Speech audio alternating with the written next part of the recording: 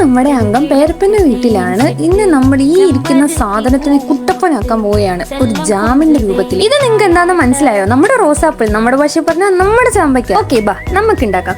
ഇതിന്റെ കുരു സെപ്പറേറ്റ് ചെയ്ത് നമ്മൾ ഒരു പ്ലേറ്റിലേക്ക് മാറ്റി വെക്കുക. എത്രത്തോളം നമുക്കിത് കഴുകാൻ പറ്റുമോ അത്രയും കഴുകുക. കാരണം നമ്മൾ കാണാത്ത ഒരുപാട് സാധനങ്ങൾ ഇതിൽ കാണും. ഞങ്ങളിപ്പം അത്യാവശ്യം നല്ല ക്വാണ്ടിറ്റിയിൽ തന്നെ ഉണ്ടാക്കുന്നുണ്ട്. ഞങ്ങൾ ഒരുക്കി വന്നപ്പോൾ സംഭവം ഇത്രയും ഉണ്ട്. എന്തായാലും വറ്റിച്ചു വരാനുള്ളതല്ലേ.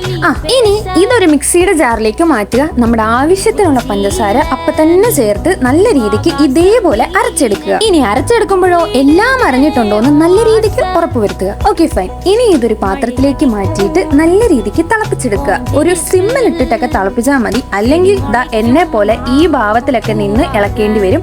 നല്ല രീതിക്ക് ഇത് പൊട്ടിത്തെറിച്ച് ഇതിൽ നിന്ന് പല സാധനങ്ങളും കയ്യിൽ വീണ് നമുക്ക് പൊള്ളാൻ സാധ്യതയുണ്ട്. ഇത് തമാശയ്ക്ക് പറയുന്നതല്ല, ഇത് കണ്ടാൽ തന്നെ മനസ്സിലാവും എന്തോരം പൊട്ടുന്നുണ്ടെന്ന്. ഇങ്ങനെയൊന്നും അല്ല, അവിടെ ഫുള്ള് പൊട്ടിത്തെറിച്ച് വീണായിരുന്നു. ഇടയ്ക്കിടയ്ക്ക് നമ്മളൊന്ന് ചെന്ന് ഇളക്കി കൊടുക്കണം. ഇത് നല്ല രീതിക്ക് വറ്റി വരണം. പിന്നെ അതിൻ്റെ ഇടയ്ക്ക് നമ്മുടെ മധുരം കറക്റ്റ് ആണോ എന്ന് നോക്കണം. അതെല്ലാം കഴിയുമ്പോൾ നമ്മുടെ ജാം റെഡിയാവും. ബ്രെഡിൽ തേച്ച് കഴിച്ചോളൂ.